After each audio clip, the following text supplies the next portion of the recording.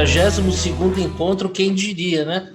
Aquilo que começou como uma vontade de encontrar os amigos para um happy hour num boteco, virou uma reunião virtual. A gente achava que dali a 3, 4, 5 semanas a gente ia poder estar se encontrando. E estamos aqui no nosso 42º encontro. O papo no boteco não rolou, mas graças a Deus, mais uma semana estamos por aqui. Nosso zagueiro central está de volta, podemos ir para o ataque tranquilo. Rodrigo Delosso aqui conosco, né? O nosso volante, que quando aperta o jogo, eu sempre passo a bola para ele, ele reclama, porque mas nas roubadas é para ele que eu começo a passar a bola, mas hoje não. Hoje eu vou começar com ele, o nosso virtuoso, o nosso João Gilberto, né? Marcelo Gutermann. Uma explicação não é nenhuma piada interna, da homenagem interna. Meu xará essa semana escreveu um brilhante artigo no nosso site lá no Papo de Boteco, contando um pouco da história da linha amarela e como ela representa, né, a fragilidade das instituições brasileiras e como a nossa infraestrutura do país paga essa conta. Eu aconselho a todo mundo a ler esse artigo, que ele é espetacular, ele é brilhante. Bom, Xará, é com você. O nosso amigo Victor está com um probleminha de conexão, então nós vamos mudar um pouquinho a ordem. Normalmente a gente começa falando sobre Covid, mas hoje não. Você tem feito um trabalho brilhante, que é... Como é que é o nome que você dá? Da popularidade líquida, né? O gráfico que você faz é espetacular, eu acho que uma sacada tremenda, e essa semana saiu um gráfico com a popularidade do Bolsonaro, do seu governo e a avaliação da população do governo em relação à pandemia. Bom, não é para imaginar coisa diferente, a coisa não está muito boa para o Bolsonaro. Eu queria que você falasse inicialmente sobre esses números aí. Vamos nessa, né? A popularidade líquida é a diferença entre não é aprovação e desaprovação, é entre ótimo e bom e ruim e péssimo, né? Porque normalmente os institutos de pesquisa perguntam, tem 5 alternativas, né? Ótimo, bom, regular, ruim e péssimo. Então, regular eu tiro fora porque a pessoa não tem opinião formada. A opinião é quem acha bom e ótimo, e ruim e péssimo. Então, eu tiro uma da outra. E essa última da Datafolha, e não é só da Datafolha, porque a Datafolha tem aí uma desconfiança, né, por parte dos bolsonaristas, mas a pesquisa da XP e PESP mostra exatamente os mesmos números, né? Até o primeiro número que saiu foi da XP e PESP, 30% de avaliação positiva, ótimo e bom, e 45% de negativo. Mas esse da XP e PESP, ele normalmente tem vindo mais negativo para o Bolsonaro do que Datafolha, Ibope e CNT, MDA, que são os institutos que eu acompanho. E então, quando saiu, deixa eu esperar algum outro instituto fazer a publicação, e aí eu faço a média, que normalmente que eu faço, né, a média entre os institutos, e o Datafolha saiu praticamente igual, positivo 30, negativo 44. Então você tem aí uma popularidade líquida de menos 15, que é basicamente o nível que nós estávamos ali entre maio e julho do ano passado. Se nós lembrarmos, maio, julho do ano passado foi o pico, aquele platô, né, da epidemia. A gente subiu muito rapidamente o número de casos e óbitos, né, e depois teve um platô longo ali em junho e julho, que coincide com essa avaliação negativa, né, do presidente. Não sei se é uma correlação espúria, mas o fato é esse. E agora, com a piora, novamente você tem uma piora significativa na avaliação presidencial. Quando eu escrevi a análise, eu disse que era um sinal amarelo. Por quê? Ainda não é um nível desesperador, né? Menos 15 não está muito longe do nível Só um segundinho, Xará. Eu não sei quem não. aí tá vazando um áudio. Eu vou fazer o seguinte: vou pedir para todo mundo colocar no mute, que assim não atrapalha o Xará. Maravilha. O nível de popularidade que leva ao impeachment é menos 60, então está muito longe. Assim, nesse nível não tem impeachment que vá para frente. Mas, nesse nível, não se reelege. A Dilma, quando se reelegeu, ela tinha algo como mais 10 de popularidade líquida. né? Então, e se reelegeu assim no limiar, né? Todos lembram, né? No segundo mandato contra o Aécio, foi muito próximo, né, a votação. Então, você precisa ter alguma coisa minimamente positiva, mais positivo do que negativo, para tentar a reeleição. Claro, a gente está 1 ano e meio da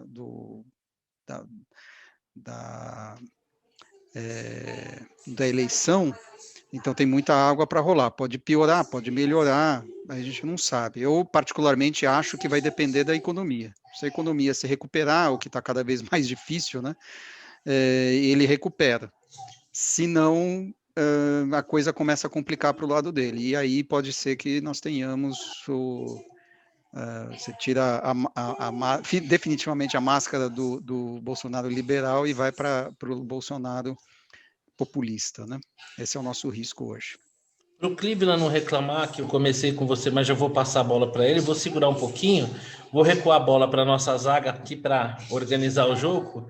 Rodrigão, qual que é a sua impressão em relação a esses números aí, né? O Marcelo coloca, e eu de antemão concordo com ele, acho que vai passar por uma possível recuperação econômica, o Bolsonaro conseguir reverter esse quadro. Qual que é a sua impressão?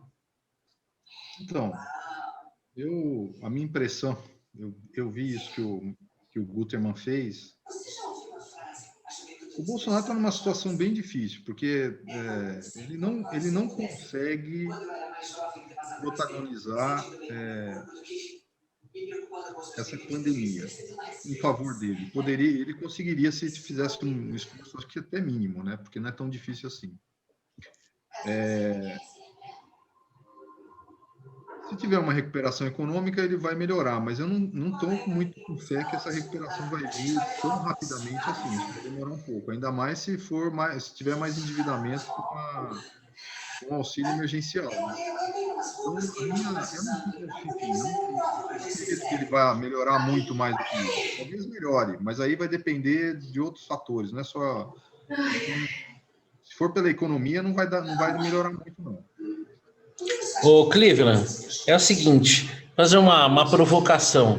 Dada a gravidade do momento, essa popularidade do Bolsonaro não pode, em alguma medida, ser até comemorada, porque a gente está vivendo um momento extremamente delicado, né? Uma redução da atividade econômica por conta dessas barreiras que estão sendo colocadas, né? E o aumento, estamos no pico dessa segunda onda, que já superou a primeira onda. Que bom que o Vitor já está aqui com a gente. Eu vou deixar ele por último, que é para a gente emendar lá no Covid. Mas você não acha que, de uma certa maneira, ainda que no pior momento, ele mostra até uma resiliência, porque poderia estar muito pior, em termos de popularidade, de aprovação do governo, dada a complexidade do momento? Vamos lá, Marcelo. Primeiro, comemorar não, né? Porque popularidade baixa não se comemora, se presta atenção, né? Mas você tem razão no seguinte aspecto: isso mostra uma resiliência com relação a uma certa parte dos eleitores que são definitivamente bolsonaristas, né? Que olham isso muito como como um fato que, independentemente do que acontecer e do que ele fizer, vão continuar com ele. Eu acho pouco provável que ele perca muito mais. Mesma coisa o PT, né? Você percebe que tem uma certa resiliência. Talvez o nível do PT hoje esteja mais baixo do que o dele, mas é algo que vem se mantendo. Então, isso não dá para negar. Agora, com relação à eleição, Marcelo, eu honestamente acho que está muito longe para a gente falar que esse resultado vai indicar alguma coisa. A gente não sabe o que vai acontecer no meio do caminho. Agora, uma coisa, eu concordo integralmente com o Guterman, que vai resolver, o que vai decidir essa eleição em última instância é a economia. Só tem um pequeno detalhe: ele pode, no período daqui até a eleição, fazer o que deve, e fazer o que deve é possível que ele perca pontos com o eleitorado na medida em que você vai ter mais problemas para a maioria das pessoas, ou ele pode caminhar para um lado mais populista, que ele gasta mais, deixa uma parte a mais dos eleitores felizes, só que a conta vem lá na frente, né? Deixa eu te fazer uma pergunta. O que ele poderia fazer, que ele deve fazer, e que traria esse desgaste para ele, na sua opinião? Só para... Por exemplo, reformas. Por exemplo, uma reforma administrativa séria. por exemplo, uma reforma administrativa que não fique protegendo alguns grupos de interesse. Esse é um exemplo. Então, mas você não acha que uma reforma como essa pode, pela maioria da população, ser vista como algo positivo, ainda que contrariando um grupo em particular? Essa que ele colocou aí, sim, porque ela não vai resolver absolutamente nada. Agora, se ele for fazer uma reforma séria que vai ter um impacto lá na frente, ele vai perder voto. Isso eu não tenho dúvida. Não tenho dúvida nenhuma. Essa que está no Congresso, que ele mandou, tanto faz, só que não resolve o nosso problema.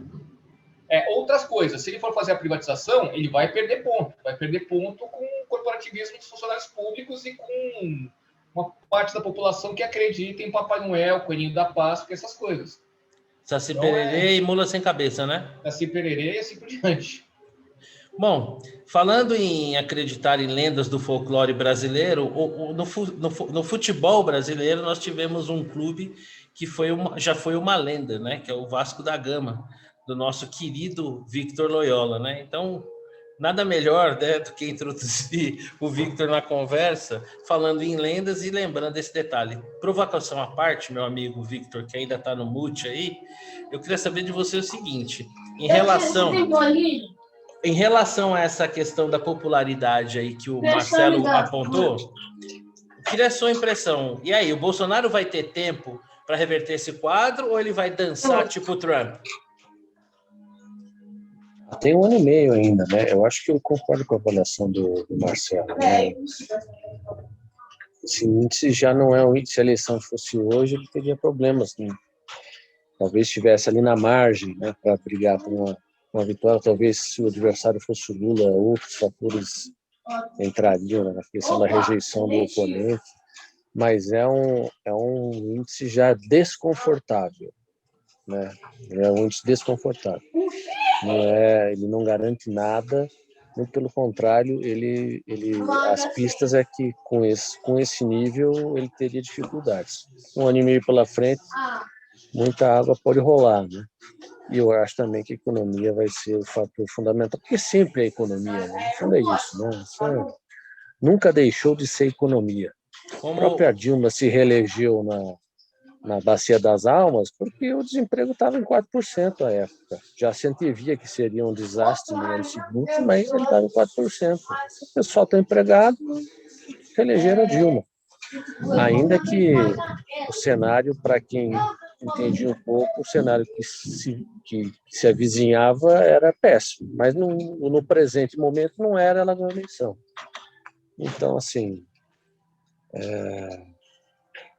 eu acho que ele está em apuros. Ao final, porque como o James Carvajal... Perdão. Não, a situação econômica não é nada fácil de resolver, né? Se fosse, então... Não é, e nem também não vão dizer assim, a culpa do cara, né? Porque vai fazer o quê? Meteu bala no auxílio emergencial, ia deixar essa turma toda desamparada? É meio que um dilema aqui. Você sabe que tecnicamente é errado, mas socialmente seria indispensável. Então, assim, a pandemia veio com a guerra. Você não escolhe o mandatário do país. É uma guerra. O cara deu azar. Ele está lá bem no meio do evento. E também está se ajudando, né? Ele também se ajuda. Né? Porque ele colabora para poderia ter saído dessa pandemia maior do que entrou. Acho que ele sai muito menor. Isso que você pontuou sobre economia, aquela frase famosa lá do assessor político do Clinton, se a memória não me trai, né? James Carvajal, né? É economia estúpido, né? Que é a frase, isso mesmo. Frase que ficou famosa, que algum tempo atrás aí alguém usou, até gerou polêmica. Bom, eu concordo plenamente com vocês. Acho que não tem como não passar pela economia. Acho que ele tem um tempo aí, porque de fato falta esse 1 ano e meio. Mas talvez a pandemia possa funcionar no cenário político como bode na sala, né? Talvez a gente superando a pandemia, que é algo que todo mundo espera e que provavelmente em algum momento vai acontecer com o avanço da vacinação e da imunização da população, isso possa ter esse efeito de sensação de melhora e ele conseguir tirar algum proveito disso. Bom, aí nós vamos precisar de algum tempo para saber. Voltando à tradição do nosso encontro semanal, o Victor, as notícias obviamente não são boas, né? Mas eu queria que você falasse um pouco aí sobre os números do Covid. Eu vou dizer assim, acho que pela primeira vez eu vou considerar que o termo, as notícias são meio que desesperadoras. É uma agonia sem fim esse negócio. Nós já estamos no nível que é o dobro do platô, aquele platô de junho a julho, que é navegamos em 5, estão batendo em 10, e o pior é o seguinte, não há sinal de melhora no horizonte. Você não vê indícios. Né?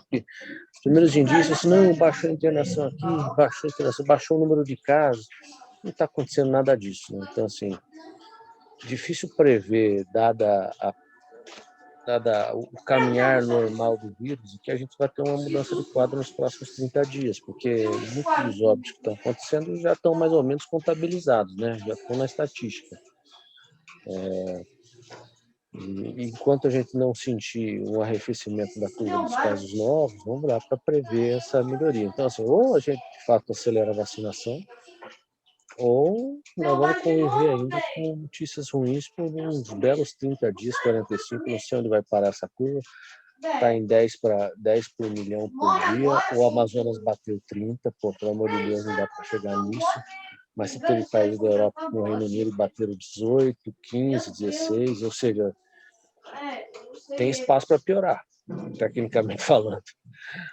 Gostaria que parasse nisso, indicasse um platô e descesse, mas a verdade é que está ruim, né? E você vê que, embora haja uma concentração maior do problema na região sudeste-sul dessa vez, né? Exceto Rio de Janeiro, que surpreendentemente parece que está com uma certa folga, todo mundo piorou, né? A gente tinha aquela mensuração de quadro que assim, o cara que tiver com 2 óbitos por milhão está bem, né? O estado que estiver nisso.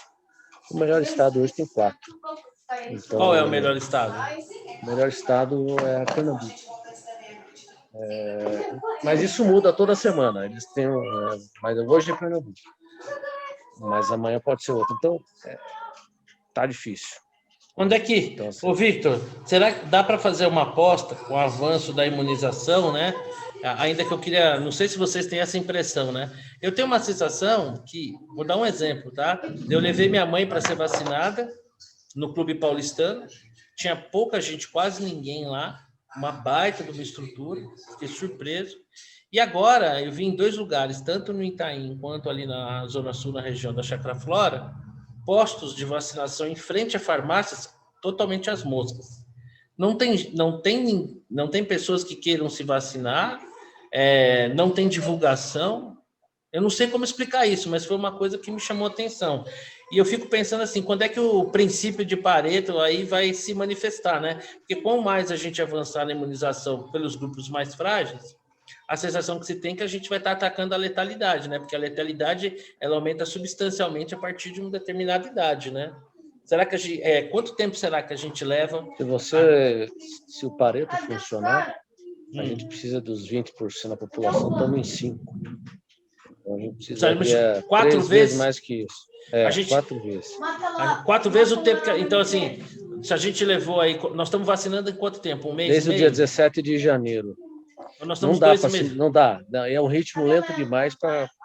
A gente precisa aumentar esse ritmo. Desde 17 de janeiro até hoje, 16 de março, vacinamos 5% da população.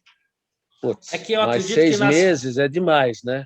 É que eu acredito que nas faixas mais baixas, quanto mais abaixar a faixa etária, mais pessoas essa faixa etária engloba, né? E talvez aí a gente acelere, né? Porque eu acho que talvez estão gastando muitos dias dentro de uma determinada faixa etária. Só precisa ter vacina. Sim, claro, né? Mas, de qualquer maneira, tem uma fumaça, assim, que me parece um certo planejamento equivocado, né? Se tem vacina lá e não tem gente, abaixo, então vamos vacinar um ano abaixo, 2 anos abaixo. O governo de São Paulo parece que começou a antecipar umas faixas etárias, né? Aliás, o Xará falou uma coisa certa, eu queria te fazer uma provocação, Vitor. Esses dias nós comentávamos, né, que se a gente usa o critério de proporcionalidade para avaliar mortes por milhão, a gente deveria usar o mesmo critério para vacinação. Então, ainda que nominalmente o Brasil seria o 6º que mais vacinou em números absolutos, proporcionalmente, né, se você considerar lá Andorra, Ilhas Seychelles, o Brasil também é o 50º. Só que assim, né, no caso de vacina, tem esse que o Marcelo acabou de apontar, que é a questão do estoque e disponibilidade de vacina. Morte, infelizmente, não, né? A gente tem um estoque mais amplo. Ainda assim, não se pode considerar um número absoluto de vacinas? Temos que realmente se ater à proporcionalidade? Não, os dois números valem, eu acho. Eu acho que só se você fala em absoluto, você tem que falar em óbito absoluto também, né? O Brasil faz 210 milhões de pessoas. É o sexto mais populoso. Dos países mais populosos à frente do Brasil, China, Índia, Paquistão, Indonésia, esses não sofreram com a Covid. Assim, então, assim, nós somos o segundo mais populoso entre os que sofreram da Covid. Qualquer número do Brasil vai ser gigantesco. Só tem os Estados Unidos à nossa frente. Então, assim, o número de óbitos hoje, em número absoluto, o maior é o Brasil nesse momento. Mas não quer dizer nada, porque temos 210 milhões de pessoas. Então, esse argumento que, estão vacinando muito, não deveria ser diferente, né? Com 210 milhões de pessoas, você quer imunizar 20% da população, você tem que chegar nos 42, 43 milhões para fazer o Pareto. Isso aí dá mais que uma Espanha. Então, nós não podemos se vangloriar disso, nos vangloriar disso, eu acho.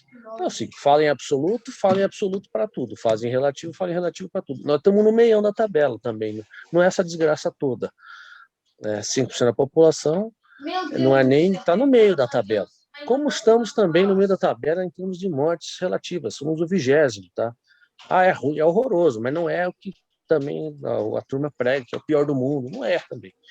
Então, a gente está lá em uma posição intermediária, meio que medíocre.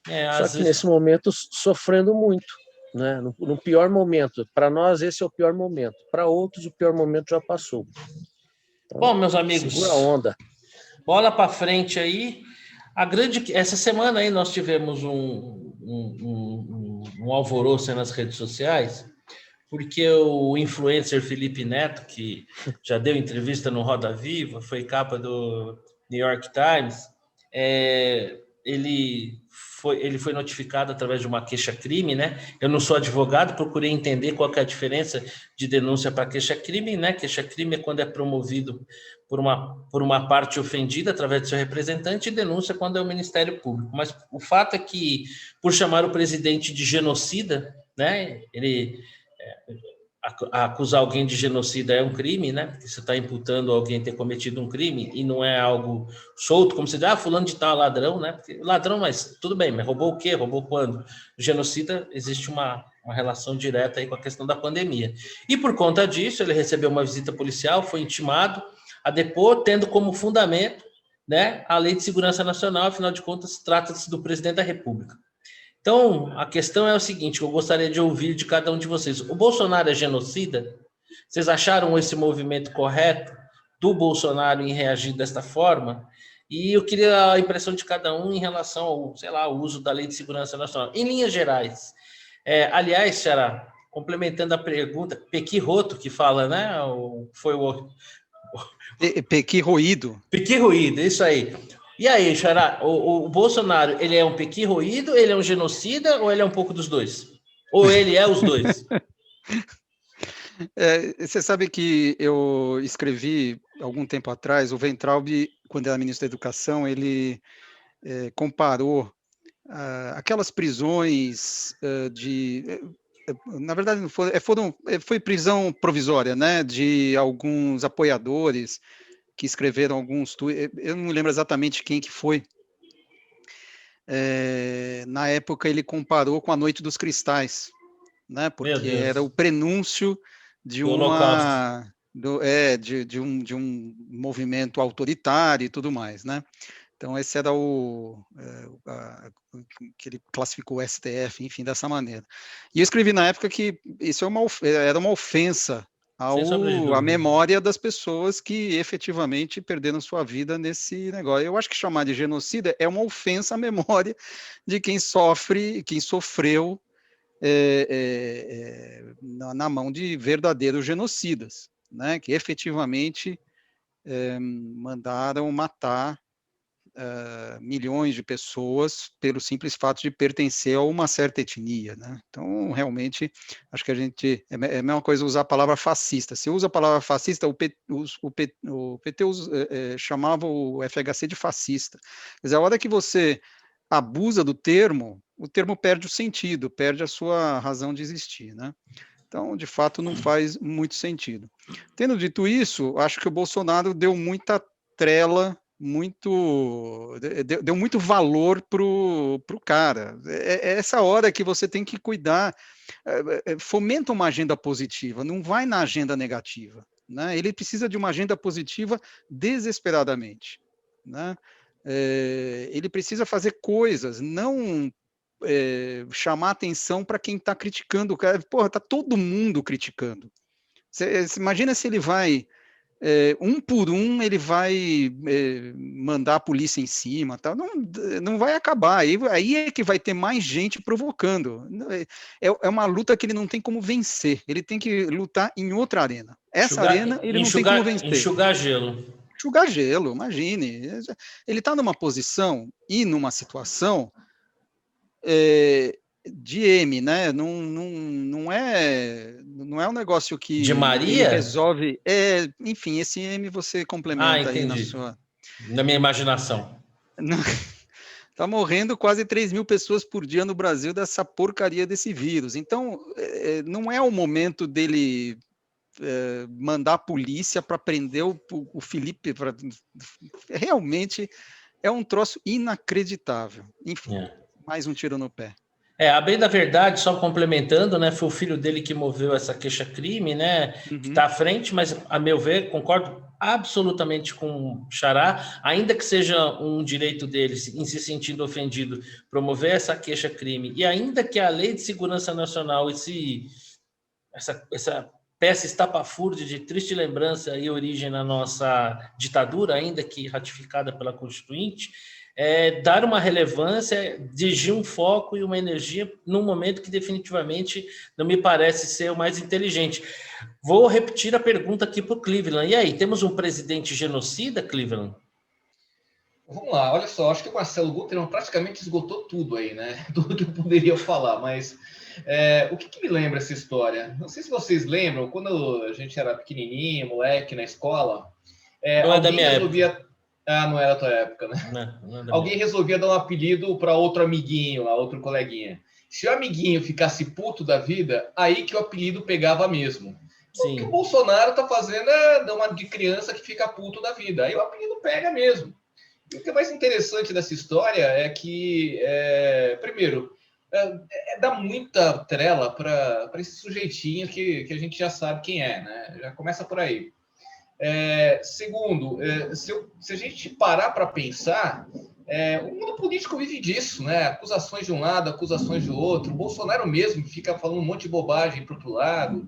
Então, a política é isso, né? Meio que xinga daqui, xinga de lá, dá cotovelada de um lado para o outro. Agora, o que realmente me preocupa muito é a gente ainda ter essa lei de segurança nacional, principalmente nos seus artigos que permitem o ministro da Justiça ser o representante do presidente e ir atrás de um cidadão qualquer. Então, é você jogar todo o peso do Estado contra um cidadão. Isso é inadmissível e inacreditável. Isso que me preocupa de fato. No caso do Felipe Neto, foi a tal da queixa-crime, mas é verdade, você observou bem, certa ocasião nós havíamos até conversado sobre isso, no caso lá do outdoor, de fato, o ministro da Justiça provocou a Polícia Federal e aí o Ministério Público. Bom, o Rodrigão, é o seguinte, ouvindo o Xará e o Cleveland, a sensação que dá é que você chamar alguém de genocida hoje é mais ou menos como o apelido de Tetinha, né? Quer dizer, está perdendo um pouco o sentido do que seria a ofensa, né? E, aliás, o Marcelo disse muito bem, né? Quando você banaliza esse termo, você está mesmo desrespeitando a memória e as famílias das pessoas que padeceram, né, nesses regimes, em particular aí a comunidade judaica que a gente tem dessa triste memória aí do Holocausto. Queria só a consideração. Você acha que o Bolsonaro é genocida ou, em não sendo, está perdendo tempo com bobagem? Eu não acho que o Bolsonaro é genocida. Eu acho que quem profere essa palavra contra ele não tem a menor noção do que é genocídio. É isso que eu acho em geral. Porque se tivesse, teria que chamar os dirigentes de outros países de genocidas também. como não chama, isso revela um tipo. Qual tipo? O tipo que é anti-Bolsonaro, tem ojeriza do Bolsonaro e tudo mais. Então, isso para mim revela que a pessoa não tem nenhuma capacidade de análise minimamente responsável. Então, quem chama de genocida, o Bolsonaro genocida, sabe, sabendo que a gente teve o Holocausto, o Holodomor, né, essas coisas aí, é lamentável. Na Ucrânia. Né? Agora, assim, eu acho que as pessoas gastam muito tempo com isso. Eu não gastaria muito tempo com isso, não. Assim, com relação a ser enquadrado pela Lei de Segurança Nacional, eu tô aqui com uns colegas aqui, eu não acho que isso deveria ser usado, né? A lei precisava ser revogada e tudo mais, mas não é. E deve ter alguma razão boa para isso, resta saber qual é.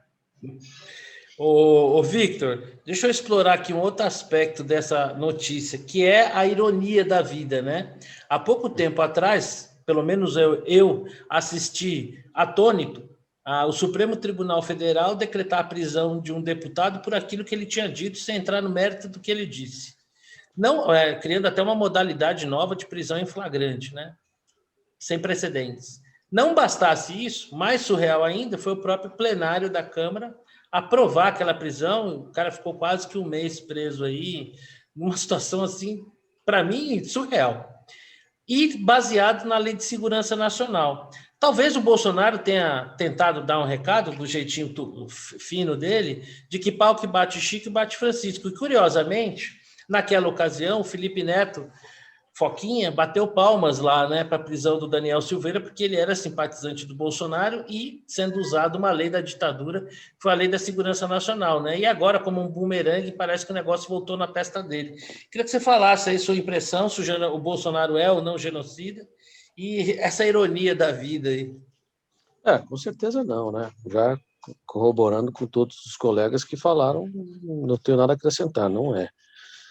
E a Lei de Segurança Nacional na liberdade de expressão dos outros é refresco, né? Eu acho também que o personagem em questão é absolutamente irrelevante para o meu consumo, esse tal de Felipe Neto. Mas também não dá para ignorar que ele é um cara com muitos seguidores, milhões e milhões de seguidores, fala muita groselha, repercute e tal. Então, apesar de ser de você dar uma... Eu vou divergir um pouco dos amigos aqui. Apesar de fato, ser dado a ele um holofote que ele não merece, né? Se eu fosse o Bolsonaro e fosse eu chamado de genocida, eu acho que eu ia escolher alguns alvos e para entrar com queixa-crime. Afinal de contas, o cara está falando uma grande bobagem a meu respeito. E um cara que tem muitos seguidores, eu vou entrar, no mínimo vai custar danos morais. No mínimo ele vai ser, ele vai ficar incomodado, entendeu?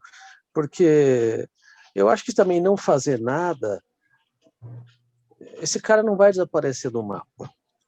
Ele vai continuar falando besteira. Então você escolhe, quadra nos 3 ou 4 aí, cai com ação em cima, o cara vai ter que, sei lá, vai ser condenado a serviço social, qualquer coisa do gênero, e ver se aprende. Se não aprender, beleza, mas dando moral em cima dele. Eu acho que é isso, é o direito dele. Embora eu reconheça que é dar holofote para quem não merece. Só que assim, o cara já é famoso, gostemos ou não, né? Por incrível que pareça, ele é famoso, esse sujeito. Não sei qual é o conteúdo que ele traz, mas ele é famoso. Pô, tá falando um bando de bobagem? Beleza, açãozinha aqui. Vamos fazer uma açãozinha das morais. Aí eu converto em cesta básica, né? Então, eu vestido de Bolsonaro, acho que eu ia fazer a mesma coisa. Veja, ele não está perdendo o tempo dele, que foi feito através do filho, né? Então, deixa rolar. E eu escolheria mais uns 3 ou 4. Não ia parar não só nele. Olha aí, escolheria mais uns 3 ou 4. Olha aí que o nosso Rodrigo conseguiu um companheiro de zaga, hein? Talvez disputando a posição, hein? Que beleza, que surpresa, que surpresa. Mas olha só, Zaga sempre trabalha em dupla, né? É verdade. Rodrigão fingiu que ia desarmar, o cara deu aquele tapa, o Victor veio na sobra e levou a bola embora. A sensação que a gente tem, assim, em relação a essa questão do Felipe Neto, é que, como você mesmo disse, Victor, ainda que para nós, particularmente, ele não diga nada, ainda que o conteúdo dele seja banal, raso, mas queira ou não queira, ele tem uma relevância, é uma estratégia. A sensação que eu tenho, que essa leitura que você fez, Victor, é exatamente a leitura do Bolsonaro, né? Eu vou eleger aqui uma meia dúzia e vou usá-los de exemplo. Eu lembrei agora que quando eu era garoto lá no pregão da Bolsa de Valores, né? Eu era auxiliar de pregão e o diretor de pregão... Você nunca foi garoto, não vem não, pode Não, parar. fui novinho. Um dia eu fui, faz tempo pra caramba, mas fui. Eu era auxiliar de pregão, né? Então lá na Bolsa tinha os corredores, né? Onde ficavam os auxiliares de pregão. E era uma puta bagunça, né? E o diretor do pregão, um grande amigo meu, hoje mora no Ceará, Tião, um grande abraço. O diretor de pregão, o que ele fazia? De vez em quando ele dava uma volta ali naqueles corredores e pegava 1 ou 2 de cada corredor para dar um gancho. Ele serviu de exemplo para a gente manter a zona dentro de um nível do aceitável. Talvez seja isso que o Bolsonaro está fazendo. De toda forma, sigamos em frente. Eu coloquei aqui na nossa pauta, para surpresa do Cleveland, o seguinte tema: Suderge informa. E o Cleveland perguntou: Suderge informa? O que é isso? Bom, quem foi lá no Maracanã quando era criança deve se lembrar, né, que a Superintendência de Estado do Rio de Janeiro anunciava lá no alto-falante quando o time ia promover uma troca, né? O Pazuello, que já nasceu morto, finalmente saiu, né? E agora nós temos o Marcelo Queiroga como novo ministro da Saúde, presidente da Sociedade Brasileira de Cardiologia. Queiroga. Ah, tu falha, Queiroga. Tinha um cara da astrologia que era Queiroga, né? Não era isso? Bom, talvez seja o desejo inconsciente dele conseguir prever e nos levar a um futuro melhor. Mas o Marcelo Queiroga, presidente da Sociedade Brasileira de Cardiologia, que aceitando o convite para participar do governo Bolsonaro, em breve terá sua carreira jogada na lata do lixo, não sabe nada de coisa alguma, assume agora, parece que tentando aí aliviar um pouco a pressão do governo. Eu queria começar aqui pelo Xará. Qual que é a sua impressão dessa nomeação? O Pazuello já foi tarde, o Bolsonaro se tocou que precisa se mexer e dar uma sinalização para aliviar o lado dele. Como que você vê essa mudança? Ou, de fato, nós estamos numa nova fase e precisamos de um novo perfil para liderar o ministério? Suderge informa. Sai 6, entra meia dúzia. O ministro da Saúde é o Bolsonaro, né? O Pazuello só está saindo porque a pressão está forte do Centrão, enfim, do Congresso. Pedindo uma cabeça, o Pazuello sai, mas putz, o ministro da Saúde continua sendo o Bolsonaro, não muda absolutamente nada, zero. O Cleveland, nessa participação tão breve do nosso Xará, a pergunta, então, só corroborando a tese do Xará, o Pazuello é o famoso boi de piranha, joga ele para as piranhas e passa a boiada? Ô Marcelo, eu não sei nem o que dizer sobre o Pazuello, né? Quer dizer, eu até deixei uma parte reservada da minha fala de hoje aí para ele. Mas eu não sei, porque as frases do quem está saindo e quem está entrando foram as mesmas. Quem define a política é o presidente. E é verdade. Então, eu vou falar o que eu interpretaria dessa coisa. Se me convidassem para ser ministro, sabendo que quem define tudo é o presidente do jeito que ele quer e o que ele quer não coincide com o que eu penso, eu nem entraria no governo.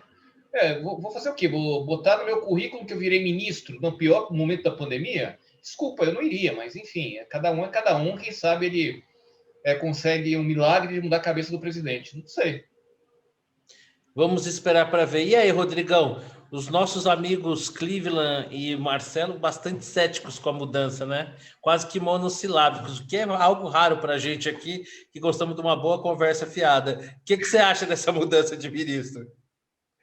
Cara, eu não sei o que esse ministro veio fazer aí, mas assim, o que é mais engraçado é a ex-futura ministra, né? Essa foi sensacional. Comentários, né? Sensacional. Assim, grande incrível. cantora. Grande cantora, Amor, I Love You, Presidenta, I Love You, né? Meu Deus. Que assim, eu fico imaginando que a assessoria o Bolsonaro tem para trazer para perto dele, mesmo que seja para conversar, uma negacionista da ciência, como foi essa ex-futura ministra, né? O nosso zagueiro aparecendo, eu adoro. Por favor, prossiga. Porque ela é contra o tratamento precoce, ambulatorial, né? Não pode falar precoce, tem que falar tratamento ambulatorial, para não ser censurado. Não sei se vocês sabem disso, mas eu estou aprendendo. Olha o algoritmo aí, hein? Exatamente. E ela é a favor do confinamento horizontal, como se isso fosse a solução de todos os problemas, né? Então, eu acho engraçado. Mas com relação ao atual ministro da Saúde, desejo boa sorte e eu acho que ele destruiu a carreira mesmo. Nossa, mas hoje nós estamos tão fofinhos, né? Mas que coisa boa. Bom, vamos falar aqui já falei aqui com o Orlando, vamos falar com o Abel. Ô, Victor, para os mais jovens, Orlando e Abel foi uma zaga que teve nos anos 80, né? 70. Nos anos 70 no Vasco, que a bola passava, mas o cara não. Ô, Victor, e essa mudança no Ministério? É que nem o Xará falou mesmo? É 6 por meia dúzia? Praticamente, acho que para ser igual o Pazuello, é meio que um 0 Kelvin, né? Acho que deve ser um 6 por 6,5, 6 por 7. Mas a questão toda é a seguinte: o jogo está jogado já. O jogo da pandemia já está jogado. E nós perdemos. Ponto. Tipo, 3-0, 40 do segundo tempo, muda aí o técnico. É isso. Não vai mudar nada. Assim, vai aumentar a vacinação? Não. Não. Assim, mas talvez se comunique melhor, mas do ponto de vista prático, o jogo está jogado. A pandemia vai em algum momento ceder, mais para o final do semestre, com o avanço da vacinação, e é isso. Queira o ministro fazendo A, B, C ou D, não importa. Então, assim, o jogo o Bolsonaro perdeu, esse jogo perdeu, talvez porque ele se esforçou para isso. Então, agora não adianta trocar o ministro, não sei o quê, ele já perdeu, já está com o label, né, de que ele é o responsável, embora não seja ele o responsável, mas a narrativa simplista vai dizer que ele é responsável por isso, e ele contribuiu para isso. Então, assim, na verdade, não importa muito. E atendeu aí aos interesses, a gritaria, né? Porque, de fato, o ministro anterior, ele era muito inábil, né? Mesmo na comunicação. Então, tipo, pouco importa. Está 3-0 para o adversário, 40 do segundo tempo. Vamos tentar não tomar mais um gol, né? Pode tentar não tomar mais gol, mas sim. 3-0 você tá mais para 7-0, 7-1, tá né? 7-0, talvez. Mas é isso, o jogo está jogado já. Ufa, puxa vida. Que banho de otimismo que eu tomei aqui agora, hein? Olha, mas infelizmente não dá para discordar em absolutamente nada de vocês. A essa altura do campeonato, talvez o novo ministro, por ser alguém oriundo da saúde, talvez melhor articulado, consiga aliviar por algum momento as pressões, mas também cá para nós, né? Se a gente tivesse colocado o Einstein de ministro da saúde do Bolsonaro e ele acertasse tudo, ainda iam falar alguma coisa, porque hoje nós não temos... Eu vi um vídeo bacana, depois eu passo o link para vocês. Tem a esquerda que sabe ler Excel e a esquerda que não sabe, né? E aí eu acho que a maior parte... O cara faz uma decomposição assim, muito legal. Então, assim, também não temos uma oposição republicana, então mesmo o melhor cara do mundo seria criticado, quanto mais um cara com um claro déficit, pelo menos déficit de comunicação, já que eu não me sinto de fato assim, com muitos elementos para avaliar a fundo o trabalho como ministro. A narrativa que não foi bom, mas eu lembro que há algum tempo atrás os secretários de saúde pareciam aprovar o ministro. Mas, enfim, trocou, desejo boa sorte para o mesmo, mas mais ou menos como vocês falaram, acho que não vem grande novidade aí. Bom, eu vou tentar agora colocar algum assunto com alguma conotação positiva, porque pelo menos esse meu coraçãozinho aqui vê como uma boa notícia, e já para eu tentar começar do pior para o melhor... Vou passar a bola para ele, para o nosso poço de otimismo, né? Ele que sempre nos incentiva com um horizonte melhor. Cleveland, já está rindo, já sabia que era você, né? Por favor, Cleveland, foi aprovado o marco do gás. Já tínhamos aprovado o marco do saneamento, agora do gás. A mim parece uma boa notícia. Eu gostaria de ouvir as suas considerações. Poxa, mas você me chama de cavaleiro do Apocalipse mesmo, hein, Marcelo? Não, é só uma provocação. Pelo contrário, você é um cara super técnico. Diferente de mim, que não passo de um palpiteiro, você não. Sempre opina com muito embasamento. Marcelo, vamos lá. Olha só. Comparado com o que a gente teve hoje, que a gente tem hoje, é um pequeno avanço. Por que eu falo um pequeno avanço? Porque você não completa o modelo, você não gera os incentivos totais.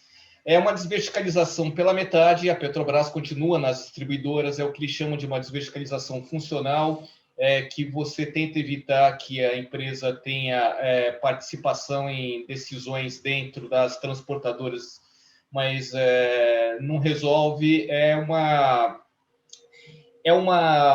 mudança que pressupõe que você vai ter uma ANP que vai ser muito eficiente na sua regulação. É uma mudança que pressupõe que você vai ter agências reguladoras estaduais muito eficientes na parte da distribuição. A gente não tem nem agências estaduais independentes. Então, é um passo. O que tem de positivo? Então, eu falei o negativo, mas é importante a gente deixar claro o positivo também. O positivo é que você sai do modelo de concessões e vai para a autorização, que é mais leve e permite que você tenha mais incentivos para que quem queira construir, por exemplo, gasodutos, o faça apresentando projetos.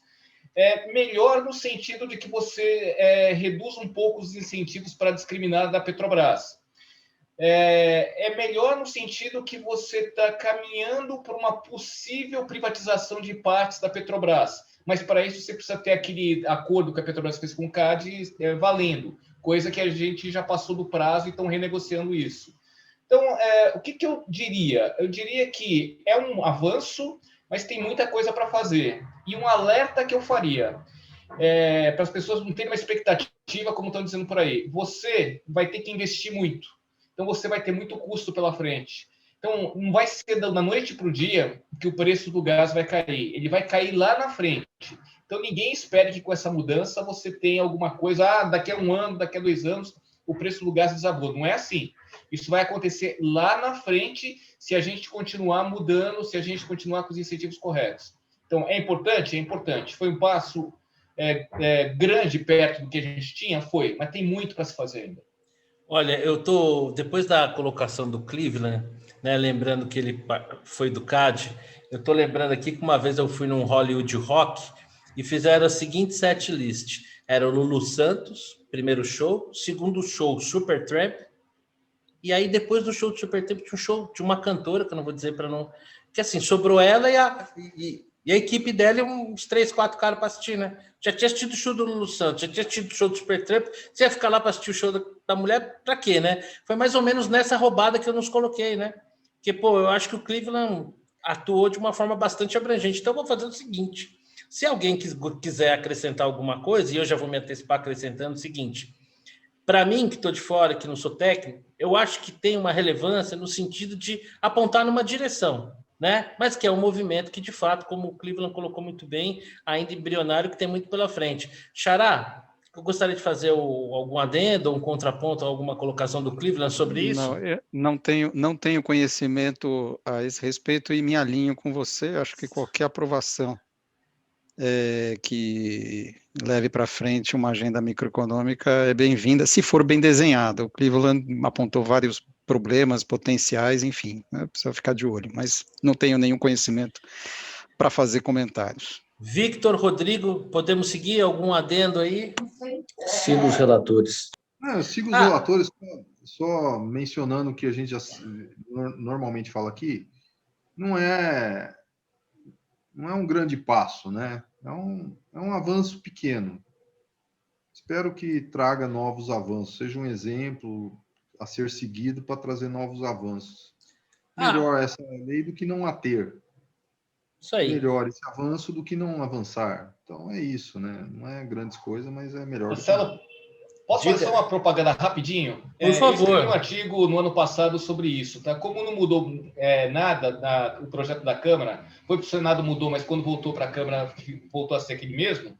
Então, se alguém tiver interesse, tá lá no meu blog, tá? Fechado.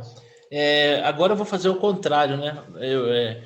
Vamos mudar um pouco essa ordem aqui, mas só fazendo um adendo em relação a essa última votação, ela novamente repetiu um padrão.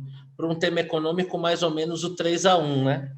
Que eu venho chamando a atenção, né? Autonomia do Banco Central, marco regulatório do gás, saneamento básico, autonomia do Banco Central. Parece que no que diz respeito às pautas econômicas, a gente tem uma maioria consolidada numa determinada direção, ainda que talvez em eventuais pautas de costume possa ser diferente. Bom, agora eu vou falar do Copom, né? Ontem o Conselho de Política Monetária aumentou a taxa Selic de 2 para 2,75. Eu peço desculpa aos amigos, mas eu vou começar, obviamente, falando pelo meu xará, que inclusive me prestigiou no meu canal lá da Nucleopar Investimentos, no Nucleocall, dando uma excelente entrevista falando sobre o mercado de renda fixa. Xará, o Banco Central não, o Copom surpreendeu o mercado, né? A grande maioria dos agentes econômicos imaginava uma alta de 0,5%.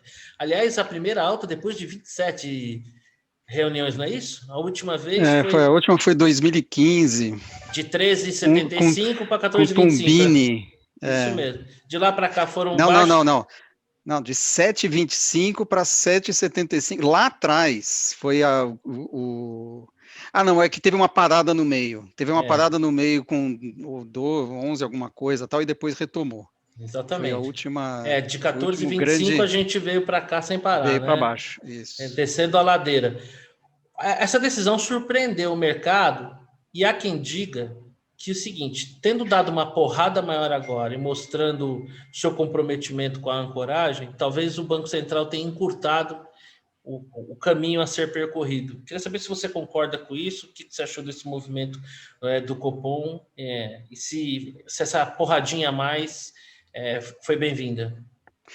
Então, isso é interessante. Sim, na verdade, os agentes olham para um movimento desse e falam, bom, esse Banco Central está comprometido, mas comprometido com o controle da meta, né? Eu queria dar um passo atrás e chamar atenção para um ponto, que é o seguinte, nós estamos numa draga econômica monumental, nós estamos saindo de uma recessão gigante, e esse ano a gente vai crescer nem o suficiente para voltar no nível de 2019. O desemprego está no pico histórico. E mesmo assim, o Banco Central é obrigado a subir a taxa de juros. Aliás, é o único banco central no mundo, tirando a Turquia já parou de subir, eu acho que agora está até derrubando. É o único banco central no mundo que está subindo taxa de juros. Né? Eu comparo essa decisão do Banco Central, essa necessidade de subir taxa de juros, com aquele artigo da linha amarela que eu escrevi. Isso é custo Brasil. Quer dizer, o fato de nós, mesmo com essa draga de atividade econômica, estarmos enfrentando inflação e desancoragem de expectativas de inflação, é o custo que nós estamos pagando pelo fato de nós não termos feito a lição de casa fiscal. Né? Se nós tivéssemos tratado o fiscal de maneira mais séria, provavelmente o câmbio não estava nesse patamar e a inflação não estaria tão pressionada. Né? Então, é o preço que nós estamos pagando pelo fato de não termos feito a lição de casa e continuamos não fazendo, né? Quer dizer, essa aprovação desse auxílio emergencial em troca dos gatilhos, os gatilhos são... O gatilho é assim, quando ultrapassar 95% das despesas obrigatórias, as despesas obrigatórias em relação às despesas totais, eu congelo o salário de funcionários públicos. Bom, como é que eu faço ajuste congelando salário de funcionário público? Só com inflação, né? Tem que ter inflação. Se não tiver inflação, eu não faço ajuste nenhum. O salário fica do mesmo tamanho, né? Eu tenho que ter inflação. Por construção, esse ajuste fiscal depende da inflação. Então, a gente está fazendo política monetária no lugar da política fiscal. Esse é o ponto. Né? Ok, no micro movimento tal, o Banco Central tentou, tanto que hoje a curva de juros não recuou. O dólar recuou um pouquinho, A Porque o bolsa mercado que parecia abrir melhor também não. E aí depois desmanchou. Show. Porque o mercado tá assim, legal, você vai aumentar a taxa de juros, vai custar mais caro para fazer arbitragem aqui, ok. Agora, puta, não tem taxa de juros que resolva o problema fiscal. Se a gente for depender do Banco Central para resolver o problema, puta, esquece, não vai resolver, né? E aí, Cleveland, me diga uma coisa. O Copom mandou um recado aí para a nossa classe política agora, gozando de uma... Não sei se isso já está regulamentado, mas enfim, já gozando ainda mais agora de maneira formal de uma autonomia. Acho que nem precisou, né? Porque até os próprios políticos já falaram, né? Que o presidente da Câmara falou que o Banco Central deveria ter levado juros, né? Coisas do tipo. Mas eu acho que o Gutermann, ele resumiu algo que a gente vem conversando aqui já desde o primeiro programa, né, Marcelo? De certa maneira, quando você não resolver a questão fiscal, é uma trajetória explosiva, não tem outra saída. E mais do que isso, o Gutermann está falando, e eu prestei muita atenção na fala final dele, é o que eu venho dizendo. Se você não fizer uma reforma administrativa séria, a gente vai bater esses 95% e vai ter que gerar inflação para resolver a crise. Então não dá mais para brincar de reforma administrativa, não dá mais para brincar de reforma fiscal. Você tem que aumentar a eficiência da arrecadação, você tem que distribuir de uma maneira melhor para que você possa produzir mais, arrecadar mais. Se a gente não fizer a coisa certa, a gente não vai sair desse buraco. Não existe meio termo. Eu vou usar até uma palavra meio chula, tá? Não existe meia foto nessa história. Vou ser muito objetivo. Porque, na realidade, ou você faz, ou tem que ser feito, ou não faz. Não dá mais para avançar no nível que a gente está em pouquinho em pouquinho. Porque em pouquinho a gente quebra antes. Victor, eu tenho a sensação de que o Brasil está com febre e ninguém leva ele no médico para resolver o problema e fica tentando colocar mais gelo na banheira. Será que esse aumento do Copom, que sob a perspectiva de política monetária é acertada, mas como o Xará diz, é resultado de um processo anterior, será que isso, na curva do tempo, resolve o problema ou a gente precisa de mais que isso? Está no mute. A turma está falando em 5 no final do ano, né? Isso, o Focus é 4,5, mas XP e Itaú falam em 5. Mas essas previsões normalmente não tem uma... mas ajustando conforme o passar do tempo. Acho que dá mais fácil acertar do mês que vem, né? De dezembro fica difícil. Eu concordo com o Gutermann, não tinha jeito, né? Muito embora, se aumentar demais, também você vai pagar juros muito maiores na sua dívida já que está nos píncaros, né? Não tem saída fácil. Eu realmente não consigo enxergar uma saída fácil que não seja o remédio amargo das reformas impopulares. Mas eu acho que não tinha o que fazer. Rodrigão, nosso zagueiro, para afastar essa bola para frente, o que você achou aí desse aumento da taxa de juros e, de certa forma, do quadro que ela revela? Bom, eu não tenho nada a discordar do que foi falado antes, especialmente do Gutermann. Acho que ele tem toda a razão. Nós temos um problema fiscal muito sério. A política monetária não vai resolver isso daí. Acho que já deveríamos estar numa trajetória de aumento da taxa de juros faz alguns meses. O 0,75 que foi aumentado foi uma surpresa, mas assim, a rigor, a gente já devia estar mais alto do que 2,75, né? Então, eu imagino que na próxima reunião do Copom venha outro 0,75 e rapidamente a gente vá para o patamar de 5, 5,25, 5,5, sei lá, que seria um patamar mais compatível com a nossa situação atual, né? Então, não vai resolver o problema, pode até, dependendo de como for, né, o problema fiscal vai ficar mais grave, e aí eu espero que isso gere os incentivos necessários para produzirmos as reformas que nós precisamos, né?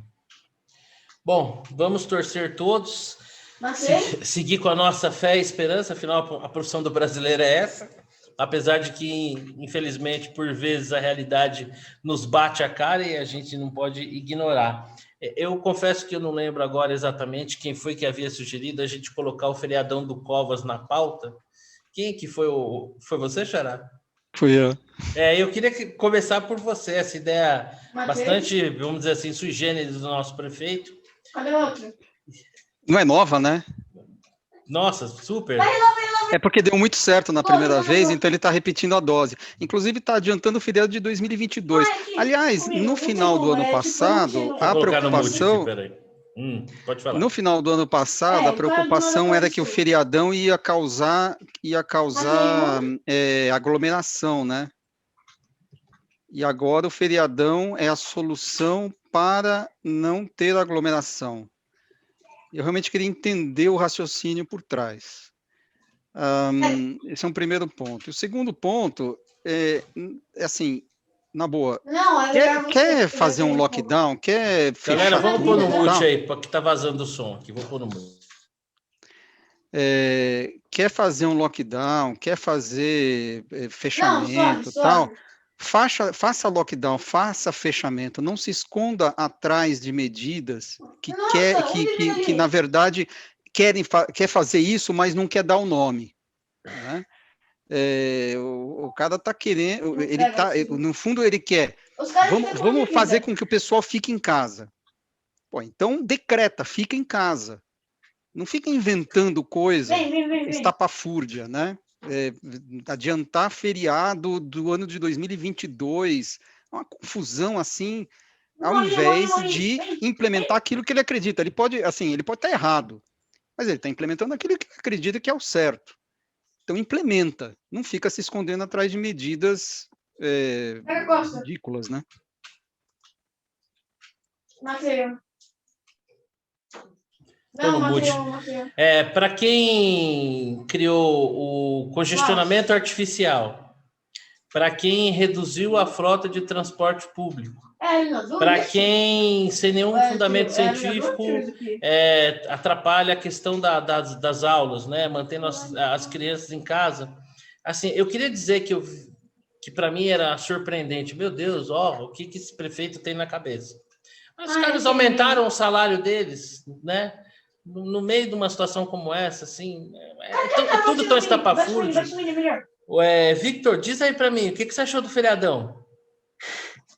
É tudo que a gente precisa, né? Eu achei um negócio, assim, lamentável, né? Não tenho palavras. Por exemplo, nós no escritório, a gente já está 100% online. Não vou. Feriado para quê? Vou parar de trabalhar? Não vou parar de trabalhar. Então não vai trabalhar. Vai ter feriado na data certa. Assim, o cara vai ficar em feriado, não pode ir para lugar nenhum, vai ficar em casa, vendo televisão, se ele já está trabalhando online. Acho que ele quis fazer isso de fato para exagerar, mas daí cria uma confusão no entorno das empresas, porque assim, você perde um tempo para discutir um negócio. O que eu vou fazer agora? Desperdício de energia. Então, faça isso que o Guterres falou. Olha, não pode ter mais transporte público nesse dia, ponto. Aí ninguém sai de casa, né? Agora, criar feriado, eu achei assim, é mais uma palhaçada. Desculpa o termo. Nós que somos do mercado financeiro, por exemplo, ele criou feriado, mas não vai ser feriado bancário, né? Feriado em São Paulo ainda, né? O Brasil é feriado. Nem pode ter feriado bancário. Os contratos estão tudo já feitos. Não tem essa de ter feriado bancário. Imagine. Ô, Rodrigão, o que você acha da medida? Galera, vamos colocar no mute aí para o Rodrigo falar. Tem vazado um som aí, tá atrapalhando. Vamos lá, Rodrigão, o que você acha dessa medida brilhante? Eu acho brilhante para início de conversa. O que eu quero focar, gente, assim, é na absoluta incapacidade do gestor público de ter um pingo de bom senso. Isso é revelador, porque não tem que fazer isso, não tem que reduzir o tempo de comércio, não tem que diminuir, não sei o que lá, em que vai ter mais aglomeração. Em compensação, você continua com a restrição de placa, quando você deveria tirar a restrição de placa para que as pessoas pudessem se movimentar com seus veículos individualmente, né? Em função da... Isso ele tirou.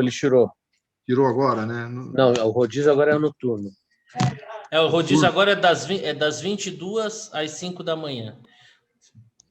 Ele levou um pouco de Das tempo. 20. Das 20? Não, é 22. Isso, das 20. Assim, É o toque de recolher, né? Não, o toque... tá, é verdade.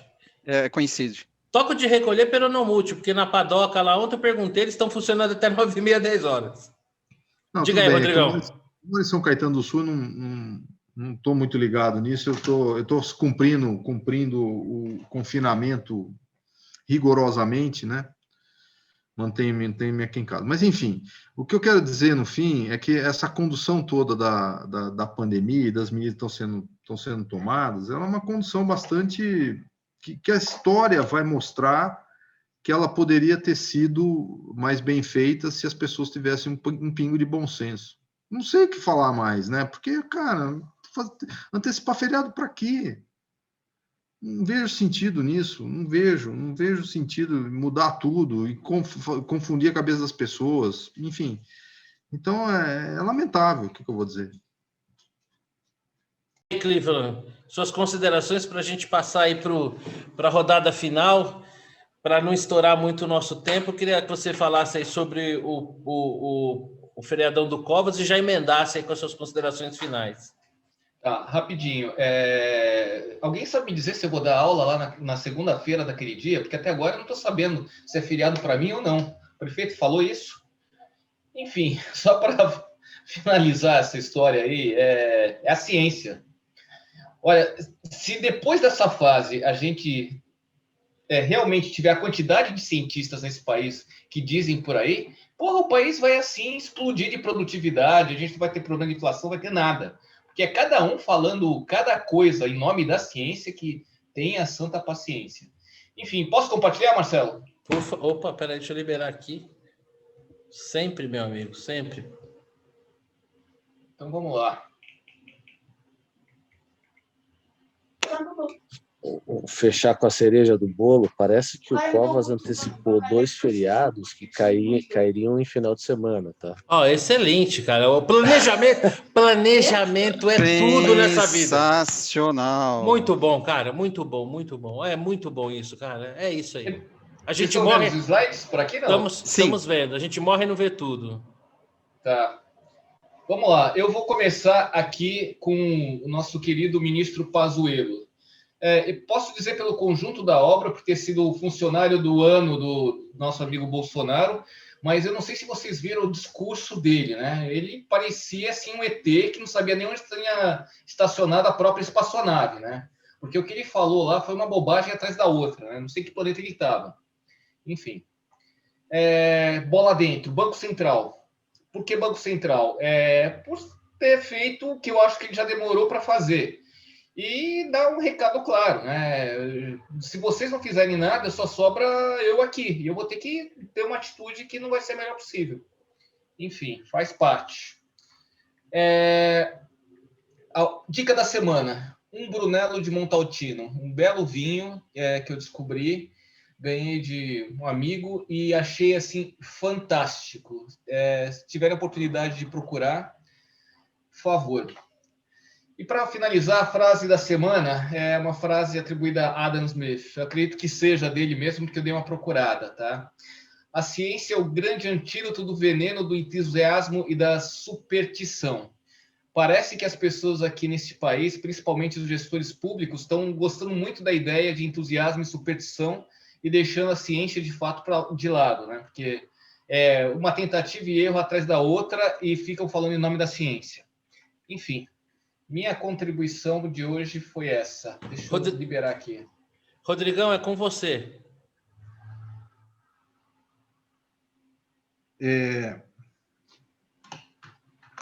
Eu concordo aí, eu até sigo o Cleveland, mas eu queria a minha bola dentro, na verdade. Eu queria dar minha bola. Eu estou tentando pegar aqui para o juiz de Ribeirão Preto. Putz, sensacional.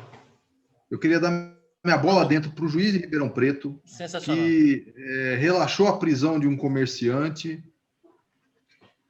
É uma prisão que, no meu ponto de vista, bom, do ponto de vista do juiz é ilegal, não precisa ser o meu, do ponto de vista do juiz é ilegal, inconstitucional e tudo mais, mas o que eu gostei da decisão do juiz foi ele ter trazido à sua sentença evidências empíricas de que o confinamento vertical tem pouco efeito prático e, portanto... Horizontal, exatamente, me desculpe. O confinamento é o vinho o vinho já está fazendo um certo efeito. Amarone, é um Amarone, 15,5 volume de álcool. Eu percebi uma certa mudança na tez, achei que fosse uma questão de iluminação, vejo que não é. Não é.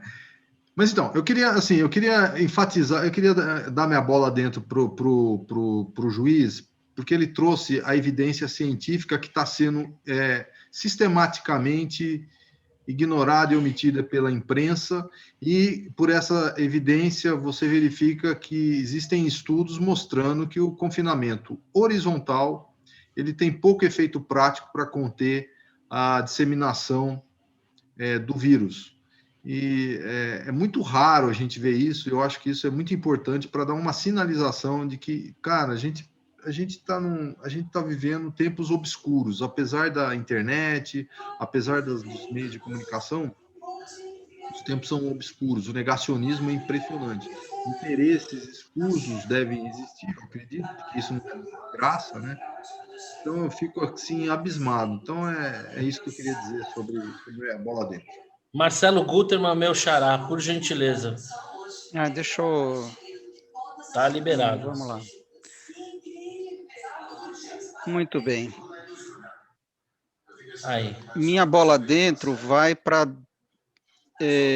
manutenção do veto do Bolsonaro na lei do saneamento, né? Marco de saneamento.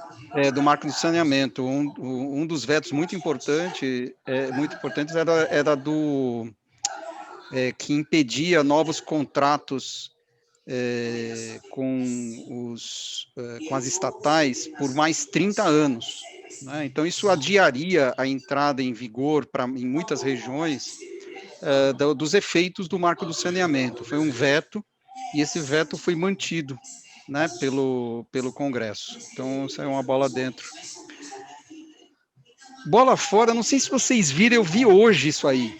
Ontem, o STF aprovou por 10 votos a 1 um dispositivo que obriga uma cota de filmes nacionais. Era uma MP lá do ano 2000, né, que veio vindo, e decidiram ontem que é constitucional. Então, eu acho que inclusive já foi, eu não vi detalhes, mas parece que já foi regulamentada pelo Bolsonaro.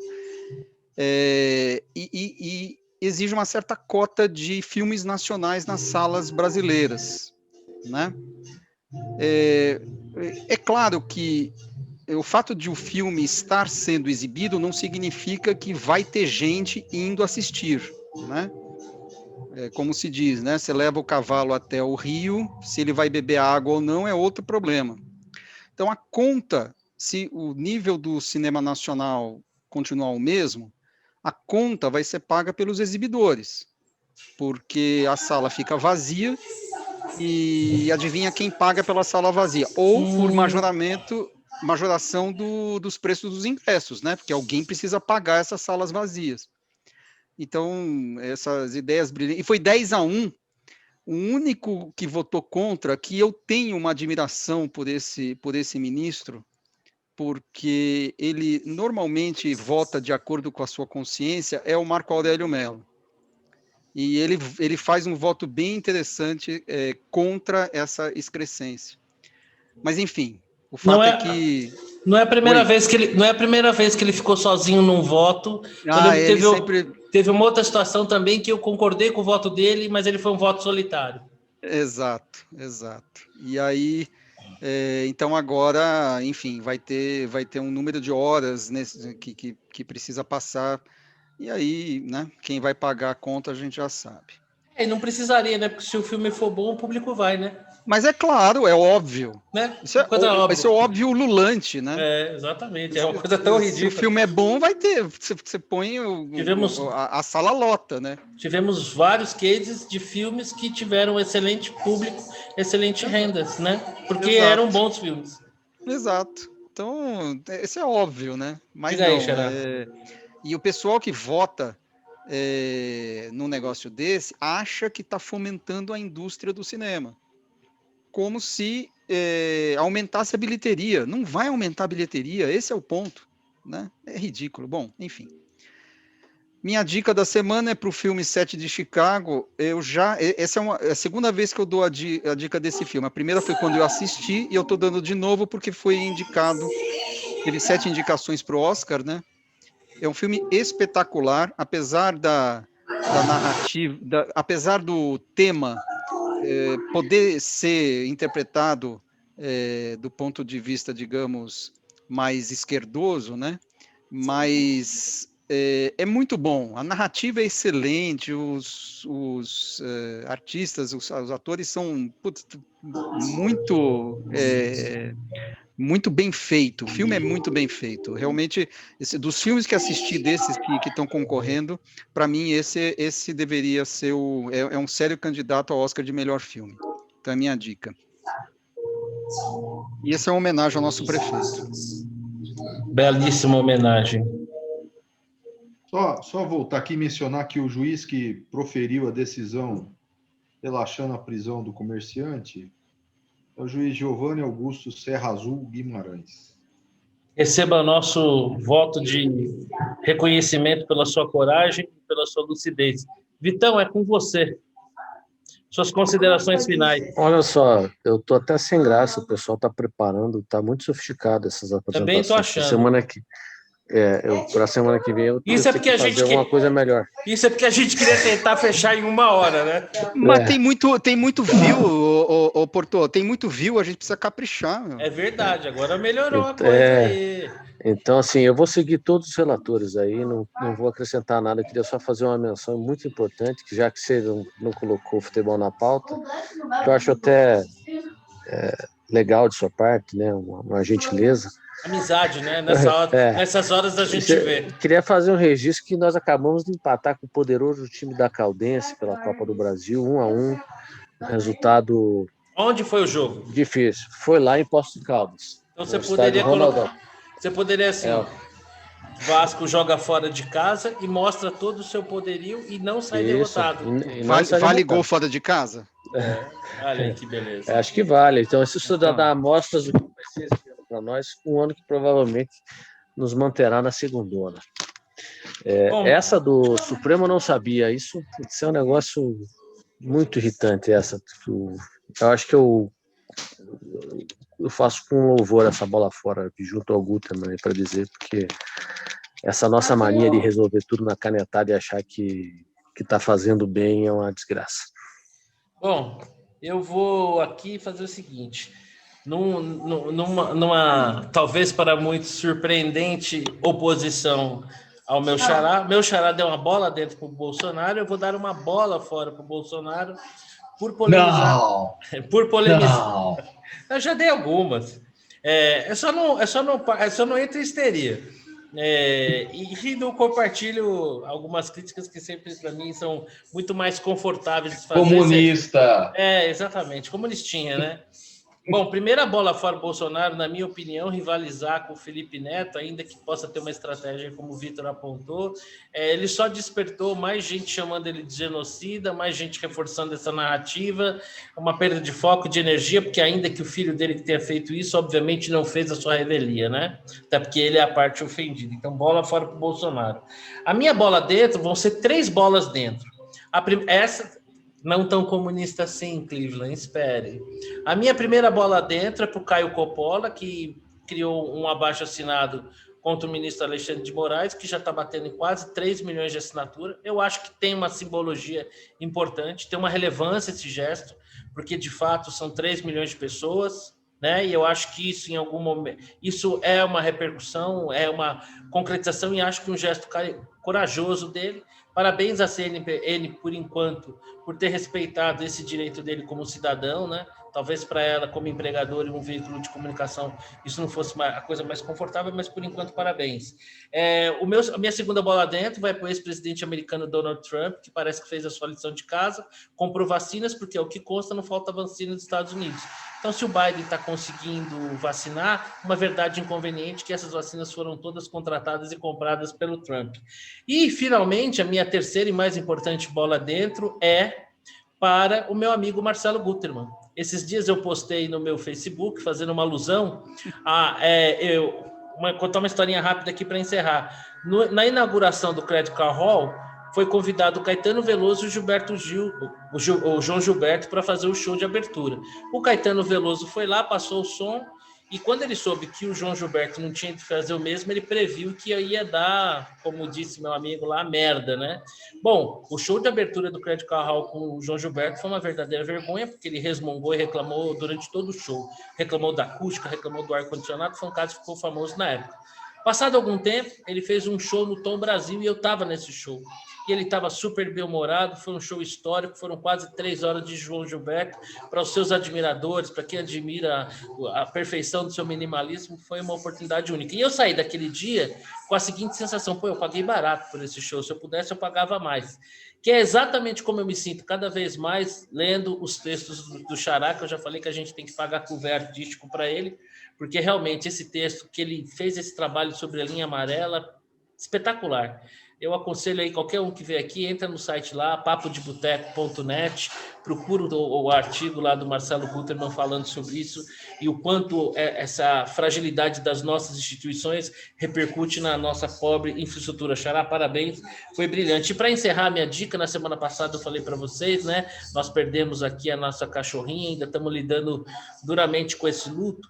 E nos últimos dias da Linda, ela foi tratada numa clínica veterinária ali na Avenida Brigadeiro Luiz Antônio, 4565, Pet Pillow, não é propaganda, não estou recebendo para isso, mas o tratamento que ela recebeu lá, assim, ajudou e ajuda ainda muito a gente a lidar com a nossa dor, porque eles são de uma energia, de uma afetuosidade, de uma atenção, um carinho. Então, quem tem seu pet, quem estiver em São Paulo e precisar de um auxílio, essa clínica Pet Pillow é sensacional.